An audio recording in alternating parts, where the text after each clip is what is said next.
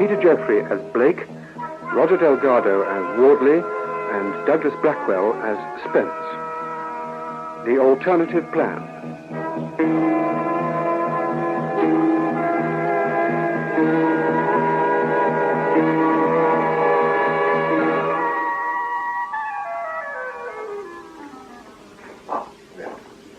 Hey, Lord Dawson. This must be it.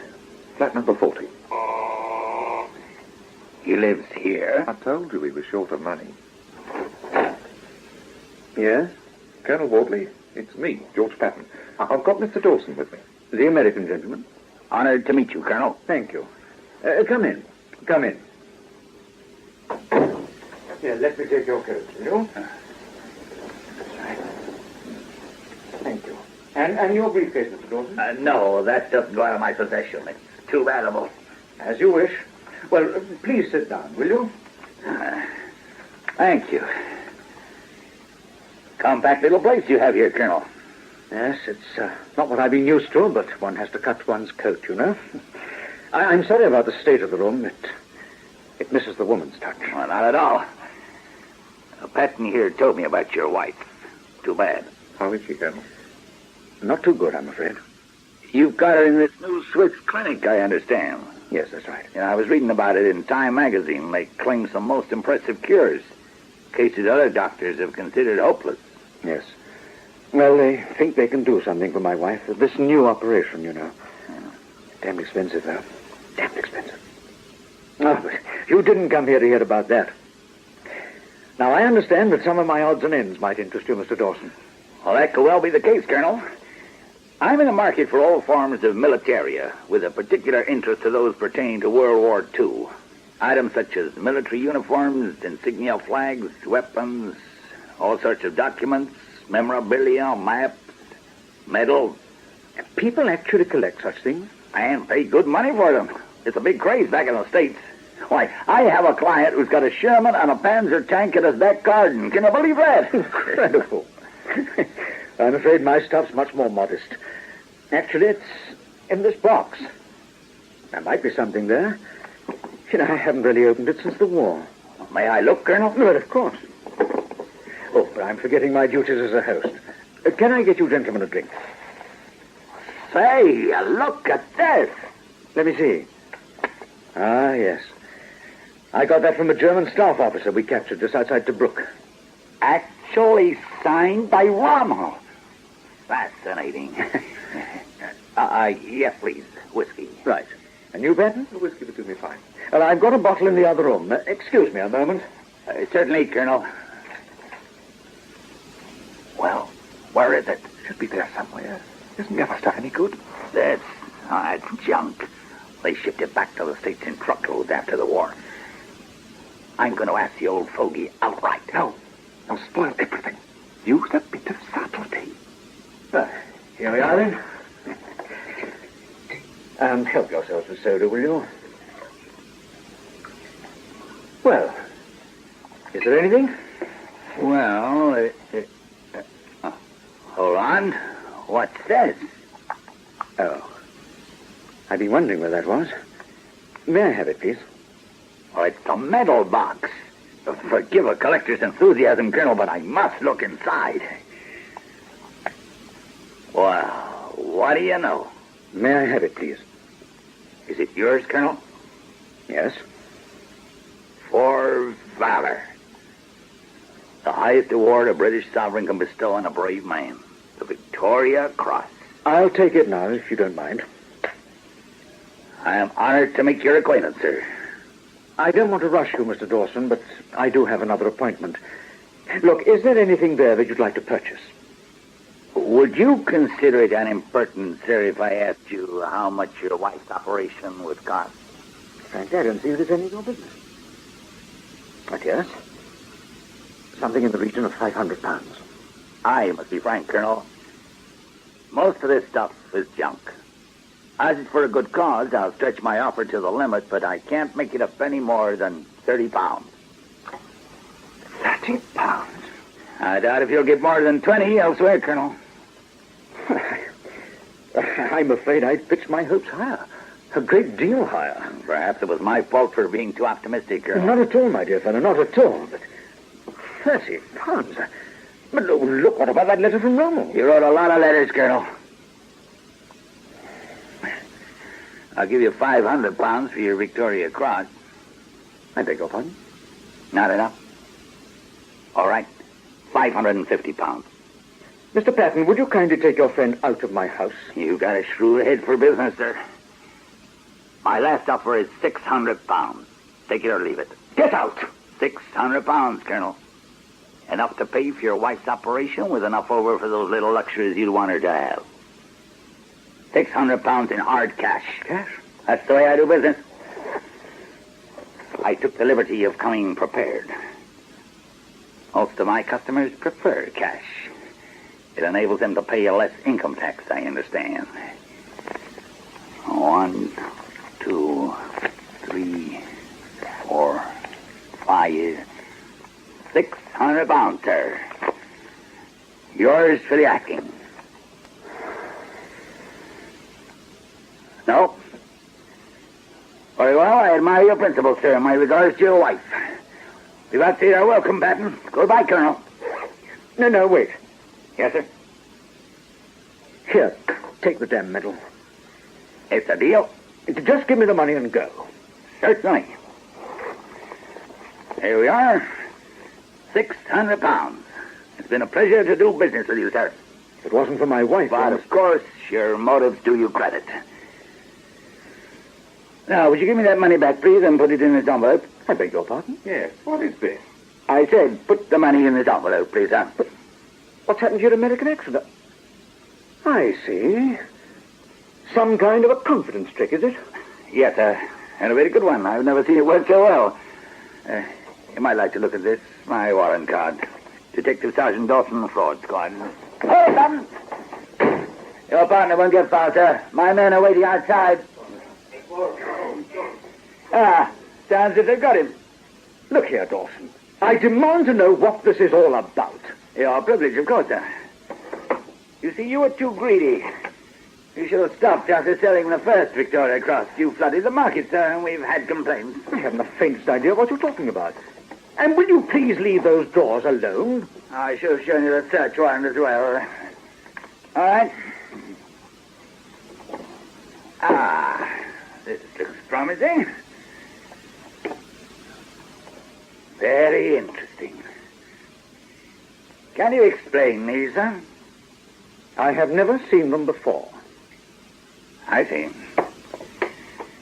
I think the best thing we can do, sir, is to go down to the station and have a little chat. Perhaps we can sort this mystery out. Come in. Sergeant Dawson, how nice to see you again. Thank you, sir. This is... The much-decorated Colonel Wardley. Please sit down, sir. May I ask what the hell this is all about? Just one moment, sir. We have certain bureaucratic formalities. Where do I sign for him, Sergeant? Here, sir. The paperwork you've caused us, Colonel. There you are. Thank you, sir.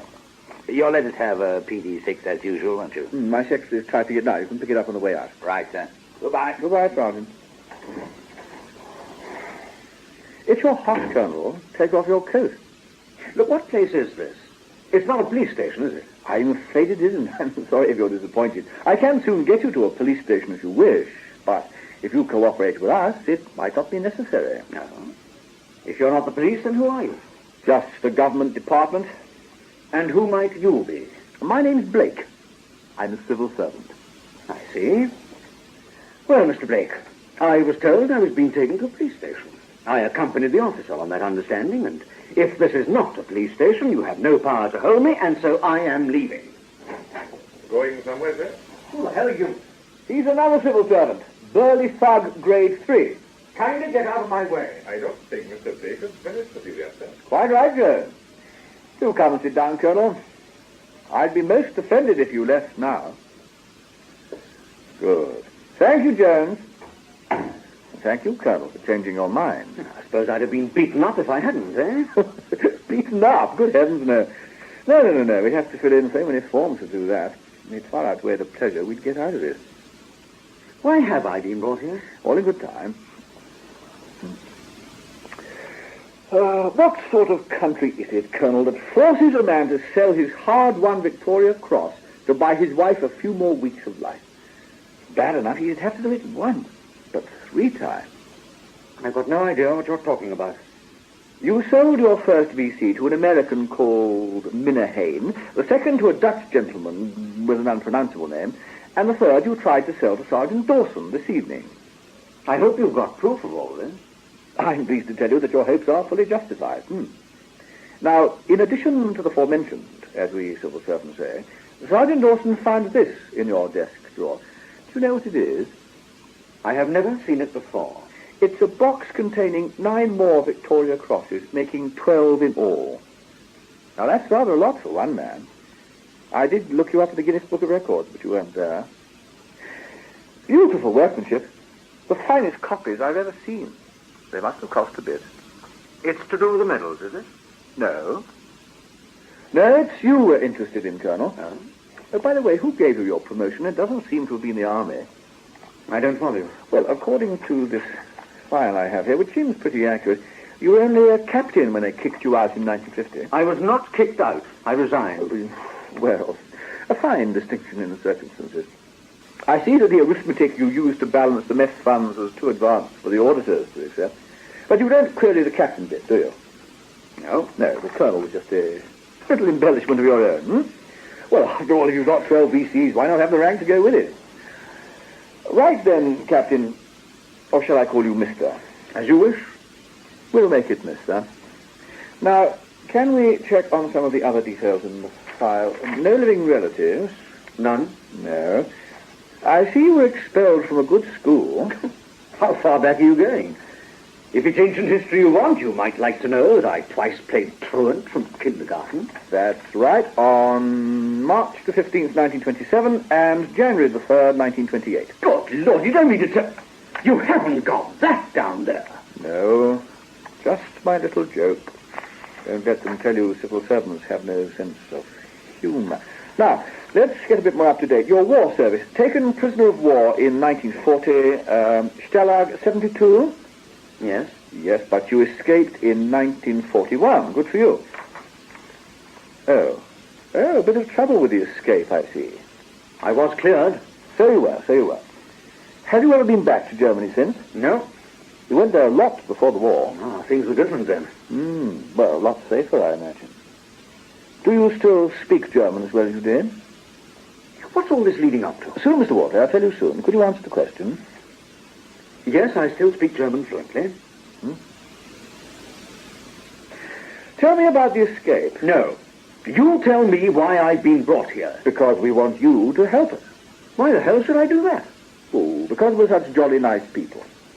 And because if you don't, we'll hand you straight back to the police. Innocent men have nothing to fear from the police. Innocent men, how nice. Always thinking of other people, never yourself. Now, tell me about your escape from Stalag 72. Well, there's not much to tell. The camp commandant was a chap called Miller. Heinrich Müller? Yes, that's right. How did you know? Carry on. Apparently, I bore a strong facial resemblance to Miller. Yes, I've seen photographs. It was most striking. There wasn't too much difference in our height and build, either, so... Actually, the escape committee saw a way of using this to our advantage. Well, the idea was to get a lot of our lads out in one go. We managed to get hold of a very passable German officer's uniform, the same as Miller's. And with that on, and a pair of those steel-framed Himmler glasses he used to wear, well, I was Miller to a T. As I could speak German and do a tolerable impersonation of his voice, it didn't take much thinking to devise a plan. We altered and dyed some British Army greatcoats so that they looked like those worn by the German guards. Now, they wouldn't have passed scrutiny in daylight, but they might just get by at night, if I was at the head of them in my Miller get-up. Bold march through the main gates, and then once outside, and be every man for himself. Sounds a very workable plan. How many men were going with you? 5. And that's all the greatcoats we could alter in time. I see. So 6 of you made your escape? No. No, I thought it over. With 6, it was risky. Decidedly risky. But on my own, it'd be a piece of cake. So I decided to go out on my own. And what did your escape committee say to that? I didn't tell the escape committee. I just went out on my own. I see. Now, it's no good looking down your nose at me. It was all a question of common sense. 6 of us wouldn't have made it. On my own, it was a cinch. Better one than none, surely. Go on. Well, it went off perfectly. The trickiest part was getting onto the German compound, but once there, I was accepted as Miller without a second glance. Salutes and heel clickings flung at me left, right, and center. They couldn't open the main gate quick enough for me. And then I had my biggest stroke of luck. Outside the gate, fully tanked up with the keys in the ignition, was Miller's personal car. Well, the guard leaps forward, opens the door, I get in, switch on, calmly drive away, and 3 weeks later I'm in England. And that really is all there is to it. Was it a big car? Oh, enormous. Room for another 5? Now look, I've already said... Oh, too risky, of course. Yes, my memory. So that's as bad as yours. What do you mean? Well, I know you can't be expected to remember every trifling incident after all these years, but I was hoping you would tell me about the accident. Yes. Yes, I'd have given anything for that not to have happened. I just started up the car and was driving slowly and carefully away from the camp, the way he always did, when who comes stamping across the compound but Miller himself. Just a couple of minutes later and I'd have been clear away. Anyway, the guard sees him, looks at me, does a double take, and the penny drops. Up comes his rifle and he yells at me to stop. I kicked hell out of the accelerator. And I saw a child. Miller's child? Yes, his son. 6 years old? About that, yes. I pumped away at the horn, shouted myself hoarse. But do you think he'd get out of the way? No. He just came running smack in the middle of the road straight towards me. I expect he thought you were his father. Yes. Yes, I suppose that was it. Miller often took the kid out for a ride. Well, what could I do? A narrow road, trees on either side, no room to swerve. If I'd stopped, they'd have caught me for sure. I had no choice, did I? You drove straight on? I had no choice. You panicked? I did not panic. I was afraid you didn't. Look, why didn't he get out of the way? He had time to get out of the way. He rather let you down there, didn't he? It's no laughing matter. He could have been killed. As it was... They had to amputate his leg. You can imagine how I felt when I heard that. 6 years old. Nice-looking kid, too. He should have got out of the way. And Miller took it badly. Swore vengeance. Said he'd shoot me personally if ever we met again. Which is why you found it safer to stay away from Germany. Of course. After the war, he wrote to the army demanding my address, but they wouldn't give it to him, of course. Still, it's a nasty business. Worrying. Still, you escaped, and that's the main thing. Have you ever been a member of the Communist Party? Good Lord, no. Or any political party? Why, no. Only one party interests you, Yes? We're ready for you now, John. Will you come in, please? John is my right-hand man, Mr. Wardley. He dreamt this whole thing up. Oh, but you know him, of course. He's an old friend of yours. Friend? Yes. We sent for you on his recommendation. And here he is. Come in, John. You know Mr. Wardley, don't you? Hello, Wardley. John Spence. Well, I'll be damned. Thought you'd be pleased to see him. But that's the swine who got me kicked out of the army. Kicked out? I thought you resigned. I was given a choice. Resign or face a court-martial. And all over a few lousy pounds. 204 lousy pounds, to be precise. I paid it all back. Every last penny, and he knew it. There was no need for him to report me, except out of spite. And how would you have paid it back? You owe money left, right, and centre. To officers, NCOs, and men, rank no bar. They're still waiting to be paid to this day. Oh, you wouldn't be so hard on him, John, if you knew of his troubles. He's been forced to sell his hard-won medals to buy his poor wife a few weeks of life. Wife? What wife? He's never married. The only wives he gets involved with are other people's. Which reminds me, John, How is Stella? Why, you... John! Sit down.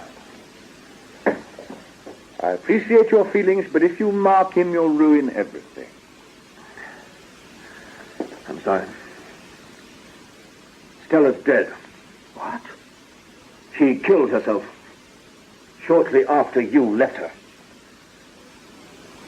I didn't know. I'm sorry. You do seem to leave a trail of havoc behind you, Mr. Wardley. Would you mind signing this? What is it? Just a declaration that you'll be bound by the Official Secrets Act. What you learn here must go no further. And the duplicate, please. Bureaucracy gone mad, isn't it? Excellent. Right. Off you go then, John. Next month, as you know, the Chinese Deputy Prime Minister visits London. A triumph for Britain, diplomacy-wise, but security-wise, the biggest headache we've ever had. And to add spice to our troubles, we learned that 4 top-ranking members of Zenith have illegally entered Britain. What's Zenith? The Special Services Division of Russia's KGB. A sort of strong-arm commando group. So we can take it that Zenith means trouble. What sort of trouble? At this stage, we can only guess. They haven't sent their top men to shout slogans. We've got to look on the black side. Now, we're working on the assumption that it's an assassination attempt. Assassination, eh? If the Chinese Deputy Prime Minister was killed on British soil, whilst under the protection of Her Majesty's government, China and the West would be permanently and irreparably estranged for all time. The majority opinion of our experts credits Russia with more sense. But the minority are convinced she would risk it, in spite of the almost inevitable consequences. What consequences? War, Mr. Wardley. World war. It happened once before after an assassination, you may remember. So this is where we come in. Our job, in short, is to prevent such a calamity. How do you stop an assassination? Do you know where these Zenith men are? Not all of them, no. But there are 1 or 2 things in our favor. Firstly, Zenith only act on direct radio orders from Moscow. Secondly, we know the frequency on which they operate. We can monitor every message, every instruction. We could be in a position to stop Zenith at the 11th hour, too late for Moscow to get anyone else over. So where's the snap? We can't read the messages. They're in code, a code which up to now has proved unbreakable. However, thanks to British ingenuity and an insatiable lust for gold on the part of a certain Russian cipher clerk, we now have the answer. This, the Zenith coding machine. Looks like a transistor radio. If you knew what we had to pay to get it, you'd wonder why you ever went into the wholesale VC business. Basically, this is a pocket random number computer, capable of coding and decoding all Zenith messages in infinitely variable codes. Our difficulty was that it will only work when it's adjusted to synchronize with the master Zenith computer in Moscow. Now, this is done by punching out a 5-figure numerical sequence on these keys here. And once you've done that, the rest is automatic. As a safety factor, they change the key numbers every 4th week. We've been trying to find out how they transmit the new sequence to their agents so that we can intercept. And at last, we know how. Every month, a member of Zenith travels from Poland to London, ostensibly on a business trip. He meets the number 1 London man at a prearranged rendezvous and tells him the new key. The number 1 man then personally passes it on to his number 2 and so on down the line. It's foolproof. No fear of the information passing into the wrong hands. Nothing in writing, just word of mouth. Interception is impossible. Well, gentlemen, this is all very interesting, and I'm flattered that you take me into your confidence, but, I really fail to see where I come into all this. Drop the bombshell, John. The man who comes from Poland each month to pass on the key numbers is Heinrich Müller. We're going to take you to meet him. Oh, no, you're not. I'm afraid it's necessary. You can't force me. Why, he swore to kill me. I know. And that fact alone makes it difficult for me to think of him as an enemy. But he won't keep his promise, I'm afraid. He won't be able to. He's dying. By the morning, he'll be dead. Oh, damn. Yes? The minister's here, Mr. Blake. Oh, no, it's not that time already. Is the good gentleman within earshot, Joan? No, I put him in the visitor's lounge. Oh, good girl. Have we replenished our stocks of sherry since his last visit? No, sir. Oh, dear, and I promised the Prime Minister I wouldn't give him spirits. He'll have to make do with tea and chocolate biscuits. Joan, let that blonde girl from the canteen search him. She'll give him something to think about. Yes, sir. Good. I'll be out as soon as I can. Sorry about that, Mr. Wardley. We civil servants have to kowtow to our masters, you know. Where was I? You said Miller would be dead by the morning. Alas, yes. Sad, but true.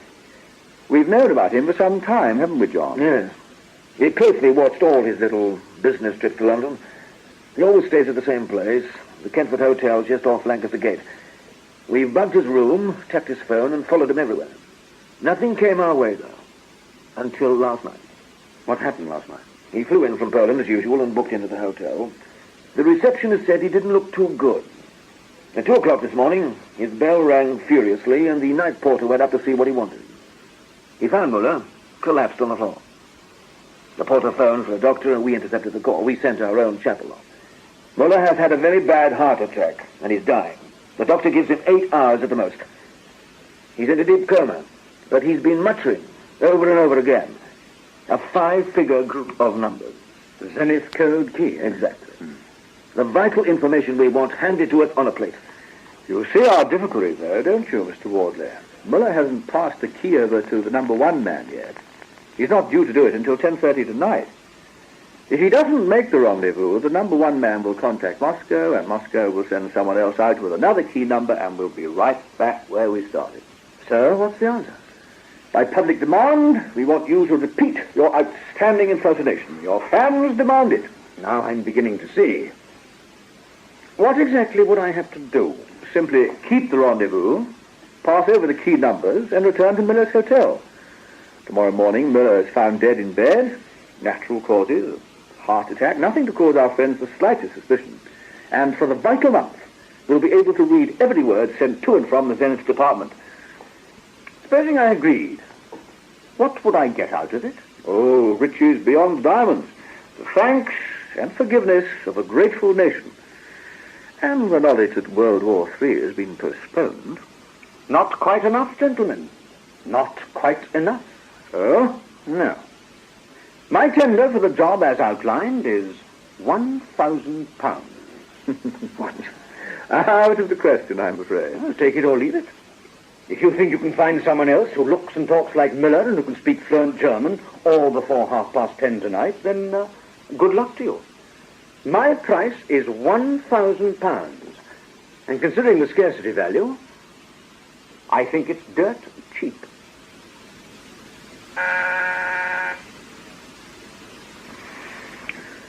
Yes? The minister's on his 2nd cup of tea, sir. Yes, it's reaching crisis point in here as well, Joan. I'll be out as soon as I can. As you have implied, Mr. Wardley, time is not on our side, but we'd be pretty poor civil servants if we didn't plan for all eventualities. We've got another chap standing by. He'd pass a Miller at a pinch, not as good as you, but he might get away with it. However, since, like Nurse Edith Cavell, you feel that patriotism is not enough, I'll spell out my final offer. For about half an hour's work, with no risks attached, I'm authorized to pay you the sum of £300, half a Victoria Cross, as you say in the trade. In addition, I'm authorized to inform you that the police will be instructed to drop their present charge against you.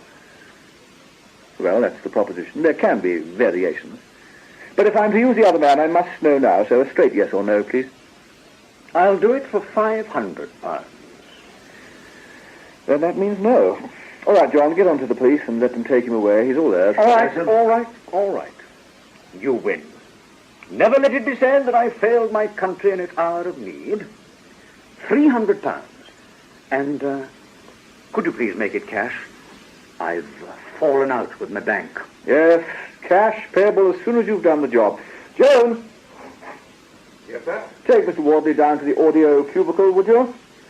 I want you to listen to some recent tapes of Miller's voice. It might have changed a little since your last impersonation. I'll go with you. No, hold on a minute, would you, John? All right, Wardley. I'll join you later. I can hardly wait. All right, lead on, Jones. Ooh, what a nasty piece of work. Reminds me of the last minister but one.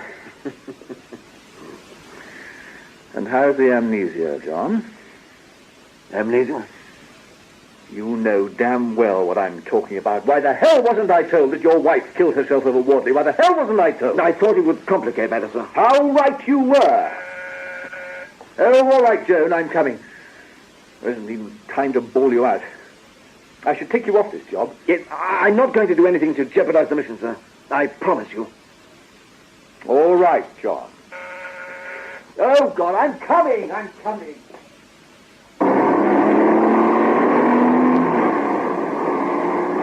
Must you drive so fast, Spence? And kill both of us before we get there. I know what I'm doing. Funny about Stella, you know. I just can't believe it. Who'd have thought she'd have done a thing like that? That's the hotel coming up on our left. Oh. We'll park in the side street. So I'll be seeing Miller again after all these years, eh? You're quite sure he's unconscious? Yes. And he'd got out of the way. I don't suppose anyone's watching the hotel, but we'll go in the back way, just in case. Oh, it's you, sir. Come in. Everything all right? Yes, sir. The doctor's here. How's the patient, Doctor? As well as can be expected for a dying man, he should be in hospital. No. He's got to die here. He'll do that all right. When? 4 hours at the outside. Might hang on a bit longer, you can't tell. Anyway, there's no point in my staying. I'm not allowed to do anything. If he's still alive tomorrow morning, let me know, and I'll look in again. All right, Doctor. Use the back stairs, would you? I always do.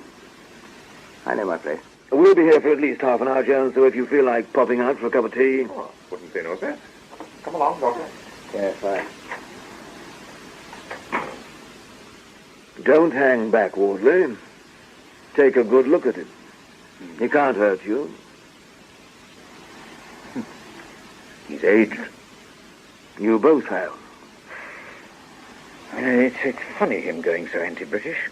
He was quite decent to us POWs. 4 months after losing his leg, his son also lost his life. He and his mother were killed in an air raid. What do you expect? Yeah. Yeah, but he should have got over it by now. You'll never get over it. Huh? We've got to move. Put this on. It's his suit.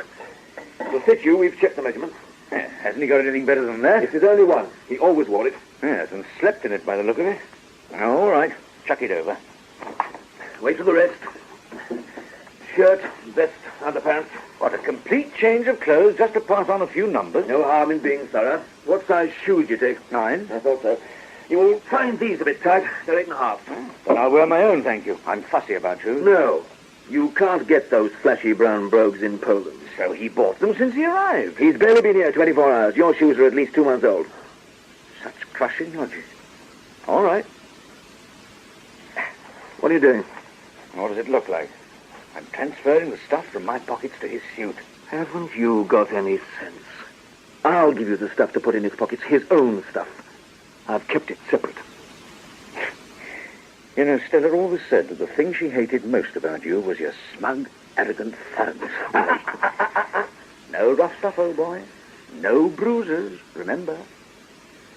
You can get changed in here. I've got things to do in the other room. Well, you're not going to leave me here alone with him, are you? Does he still frighten you? Why shouldn't I leave you alone? You left Stella alone. No, but if it makes you feel any happier, I'll leave the door open. You can't forget her, can you? You know she wanted to go back to you at first. Now, that was a challenge to the old vanity. I couldn't have that. All the lies I had to tell her. I say, this collar's a bit on the tight side, isn't it? Ah, phew, done it. Yes, she made me promise I'd never leave her. Well, you know me, anything for a quiet life. Ben.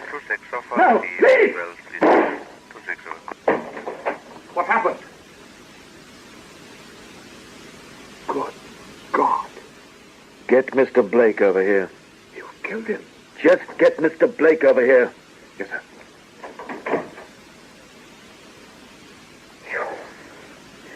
You know, old boy, for one horrible moment I thought you were aiming at me. Well, Doctor, is he dead? A bullet through the temple? What do you expect? I expected him to die of a heart attack, you diagnosed, Doctor. I expected him to be in a deep coma. I did not expect he'd be lying there doggo all the time, that he'd secreted a gun in the bed, and that he'd have shot Mr. Wardley in the back if John wasn't quick enough to shoot him first. Yes, you saved my life, Spence. Thank you. Don't rub it in. He's got to live with it for the rest of his days. Well, Doctor, in the light of recent events, do you want to revise your diagnosis? I don't understand it. I shall have to do a post-mortem. Well, first things first, get one of our ambulances. I want him out of here. Yes, all right.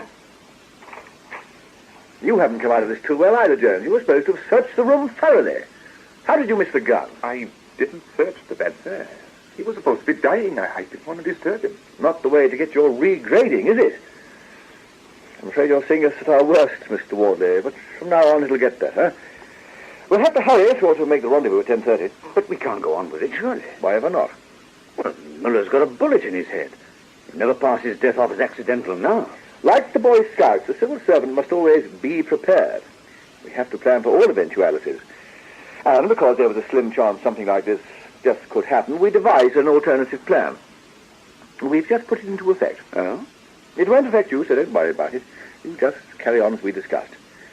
Perhaps you could finish getting dressed in view of the time. Right, I'll do that. Quiet word, John. Yes, sir? I don't like it. If Miller wasn't in a coma, then he heard everything. He could have got word out to his Zenith contact. Not a chance. We've been watching him like hawks. It doesn't stop him hiding the gun, though, did it? If he did get word out, Wardley could well cop the next bullet. I think we've got to take that chance. Yes, I agree. We won't tell Wardley, though. It might dull the edge of his enthusiasm. Well, how do I look? Put the glasses on. Oh, my word, yes, that is superb. Muller to a T. You've not put anything of your own in the pockets? No, I have not. You don't mind if I check? Good. Here's Muller's stuff. The wallet, comb, and passport. They go in the inside pocket. From now on, Mr. Wardley, until you get back here, you must think and act as Heinrich Miller, right? Right. Think of it as a massive con job, and you won't go wrong. These go in the left pocket. The left. Does it really matter? Yes, it does.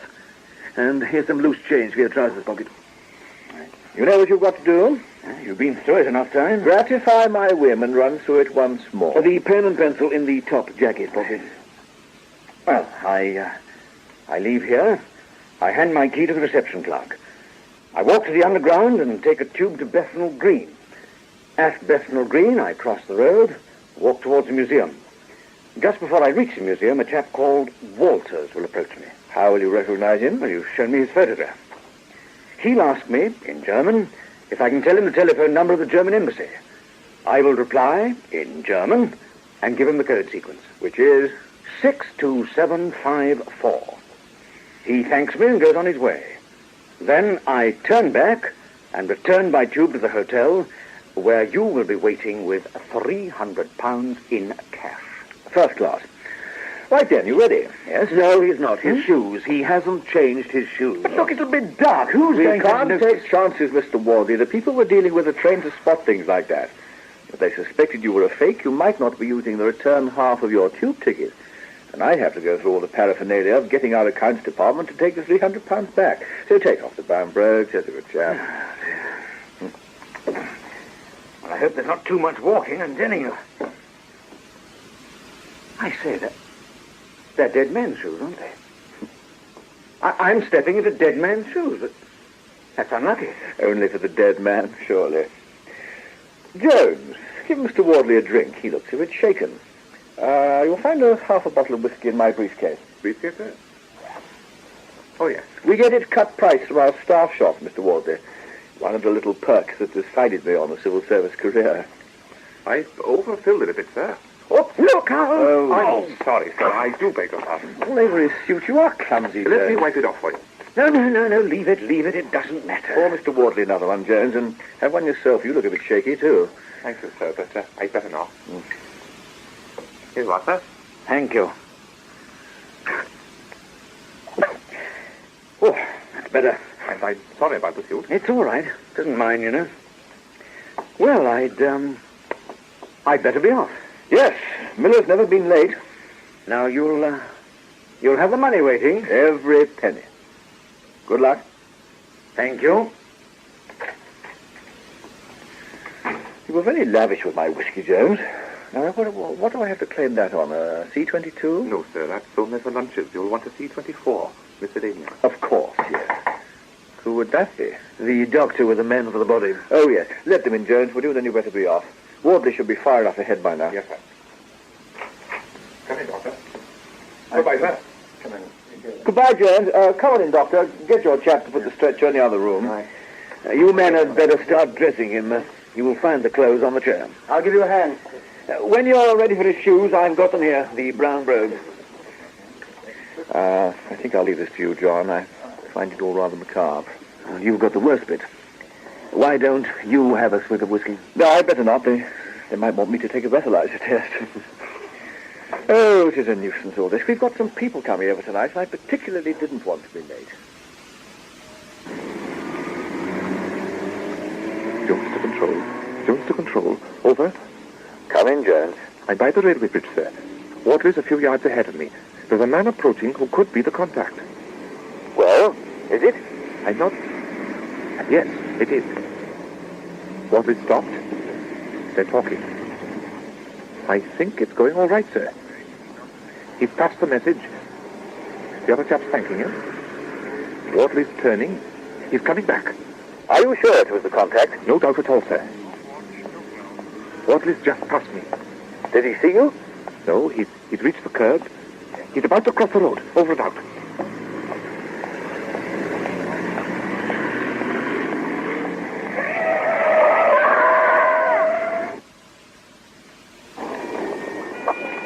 All right. Keep back, please. Did anyone see it happen? I did. He lurched right in front of the car. Didn't give the driver a chance. Just, if you ask me. He reeks of whiskey. Let the ambulance men through, please. What have you got for us this time?